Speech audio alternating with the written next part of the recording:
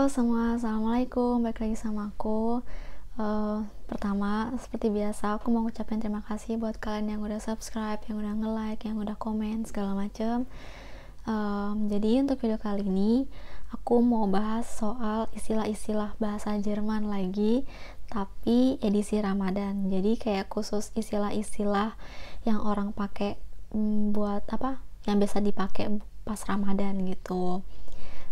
Karena momennya pas gitu lagi Ramadan. Jadi pokoknya istilah-istilah bahasa Jerman ini tuh edisi Ramadan. Aku harap ini juga bisa kasih informasi ke kalian juga yang mau belajar bahasa Jerman terus tapi nggak tahu soal istilah-istilah ini yang bakal aku kasih tahu. Gitulah. Soalnya jadi aku tuh ingat banget waktu aku sebelum au pair kan aku masih di Indo gitu kan. Nah, dan waktu itu sempat puasa dulu di Indo, terus kayak ngucapin, tapi aku udah ketemu sama keluarga suku, terus mau ngucapin kayak selamat bulan puasa, selamat lebaran, terus kayak hal-hal kayak gitu, tapi nggak tahu bahasa Jermannya tuh apa gitu, jadi kayak bingung. Terus akhirnya mereka ngucapin hal yang sama, dan dari situ aku kayak baru tahu, oh itu loh istilahnya Ramadan gitu-gitu. Terus ya begitu deh. Terus waktu awal-awal sama keluarga aku juga mereka tuh pakai istilah-istilah ini dalam Islam gitu. Kalau misalnya apa namanya pakai bahasa Jerman, aku kadang waktu itu nggak ngerti ya maksudnya mereka apa, tapi waktu mereka ngomong bahasa Arabnya jadi baru ngerti gitu. Makanya aku kepikiran buat bikin video ini, kali aja bisa ngebantu kalian atau ngasih info ke kalian juga yang mau belajar bahasa Jerman. Gitu deh. Ya udah lanjut aja ke kata yang pertama. Kata pertama adalah Ramadan. Nah, kalau bahasa Jermannya itu Der Fastenmonat gitu. Itu kalau bahasa Jermannya Ramadan. Terus kalau mau ngucapin selamat bulan puasa, selamat puasa gitu, biasanya orang sini cukup bilang Ramadan Mubarak atau Ramadan Karim gitu. Jadi nggak kayak kita yang ada istilah lainnya yang selamat bulan Ramadan gitu-gitu, nggak ada. Setahu aku cuma itu yang biasa orang pakai. Gitu deh. Terus yang kedua itu adalah puasa. Nah, puasa itu bisa sih diartikan Ramadan juga gitu kan kalau kita. Tapi kalau bahasa Jermannya itu lebih ke fasten. Nah, fasten ini tuh ada bentuk verb pakai huruf kecil fastennya. Terus kalau pakai huruf besar das fasten, itu tuh objeknya gitu. Jadi ada dua, ada yang verb, ada yang objek. Terus kata selanjutnya adalah masjid. Masjid. Aku ngomongnya bahasa Indo dulu baru bahasa Jerman ya. Biar kalian gak bingung gitu. Jadi kalau masjid itu bahasa Jermannya die Moschee gitu. Terus kalau bahasa Jermannya sholat adalah beten. Tapi itu bentuk verbnya. Kalau kalian mau bilang bentuk objeknya, itu namanya das Gebet. Tapi das Gebet itu juga bisa diartikan sebagai doa gitu.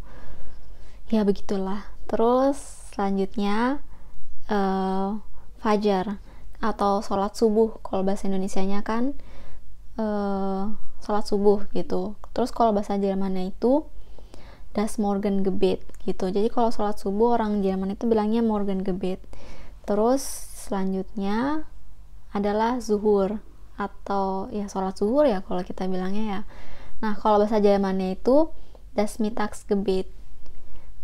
Aku agak kebalik sama yang Nachmittagsgebet. Jadi awal-awal tuh aku kayak bingung Mittag sama Nachmittags gitu. Terus ya gitu deh. Habis sholat zuhur, terus lanjut ke sholat asar. Nah, kalau bahasa Jermannya sholat asar itu das Nachmittagsgebet. Terus habis sholat asar ke sholat maghrib. Nah, bahasa Jerman yang sholat maghrib itu das Abendgebet gitu. Terus selanjutnya habis maghrib ke isya. Nah, bahasa Jermannya sholat isya itu Nachtgebet gitu. Terus lanjut lagi deh. Kalau misalnya karena bulan puasa ini, kalau habis isya ada sholat tarawih kan. Nah, kalau bahasa Jermannya tuh cukup bilang tarawih gebet gitu atau das tarawih gebet kalau mau pakai der die das atau artikel. Terus oh iya, syahada. Jadi kayak apa namanya, syahada itu bahasa Indonesia apa ya, maaf ya bahasa Indonesia aku aneh.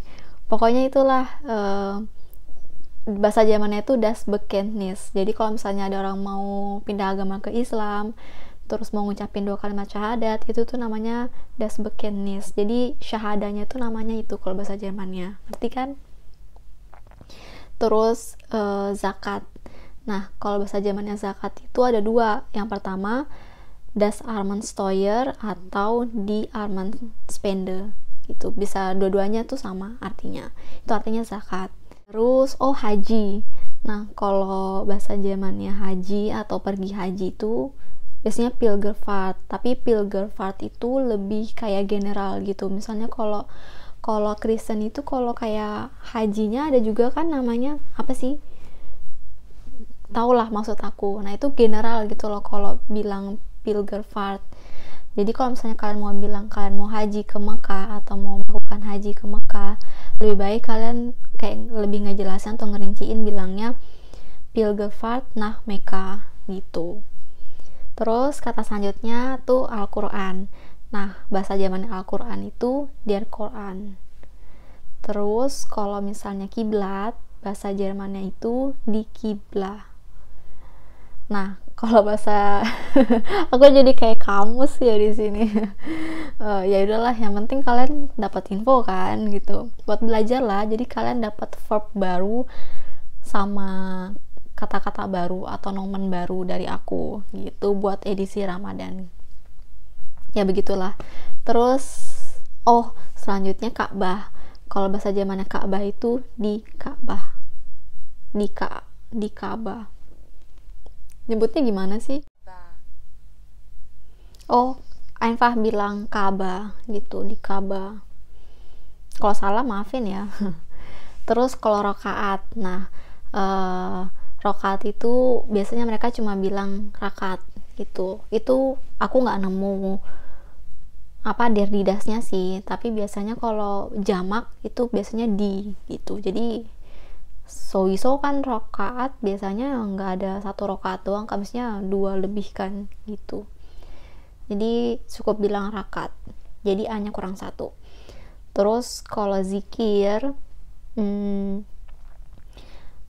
ada yang bilang das Gedenken, tapi kalau itu lebih general gitu. Jadi kayak aku lihat das Gedenken itu kayak bisa berarti kayak mengingat orang yang udah nggak ada gitu-gitu, semacam hal kayak gitu.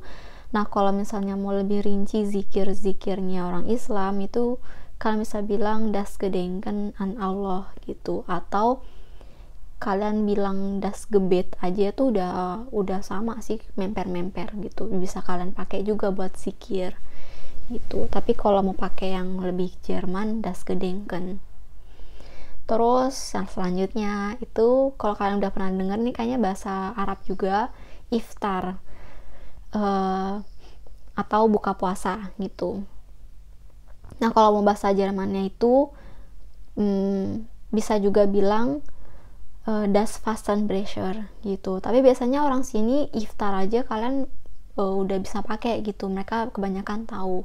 Tapi kalau orang Jerman yang nggak tahu kata-kata iftar gitu, kalian bisa artikan dengan pakai kata Fastenbrecher gitu, jadi mereka lebih ngerti.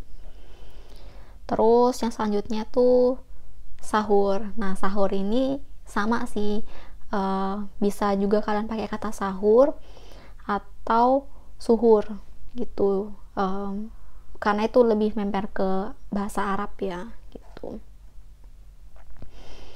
Terus kalau misalnya di Indo kan ada istilah imsak. Nah, di sini tuh biasanya mereka cukup bilang ende suhur atau ende sahur gitu. Terus yang selanjutnya yang biasanya ada di bulan puasa, kurma. Nah, kurma itu bahasa Jermannya die Dattel. Kalau pluralnya die Datteln, ada n-nya di belakang.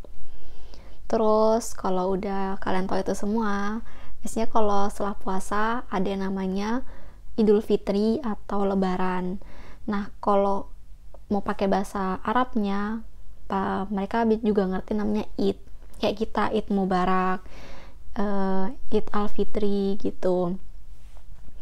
Kalau kalian sesama muslim, kalian bisa bilang Id gitu, atau kalau mau ngucapin itu bisa bilang Id Mubarak gitu. Biasanya mereka pakai kayak gitu, Id Mubarak, cukup bilang gitu, kayak waktu ngucapin selamat puasa ya kan, Ramadan Mubarak, tapi kalau lebaran Id Mubarak gitu. Terus tapi ada juga bahasa Jermannya Id ini. Jadi kalau mau pakai bahasa Jerman yang Jerman kalian bisa bilang das Zuckerfest gitu. Itu aja sih istilah-istilah yang aku tahu. Kalau misalnya aku ada salah ngasih info, kalian bisa koreksiin. Aku harap sih enggak, karena aku udah research juga, dan itu memang biasanya aku sering pakai kata-kata itu.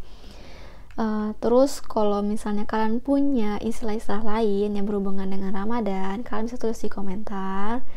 Terus ya gitu deh, aku harap kata-kata dari aku bisa kasih info ke kalian yang lagi belajar bahasa Jerman tapi di bulan Ramadan gitu. Pokoknya istilah bahasa Jerman yang ada di Ramadan lumayan lah buat nambahin kamus kalian. Misal sekali lagi makasih buat kalian yang udah nonton. Kalau ada pertanyaan kalian bisa tanyain, kalau ada request kalian juga bisa komen. Sampai jumpa di video selanjutnya. Bye bye.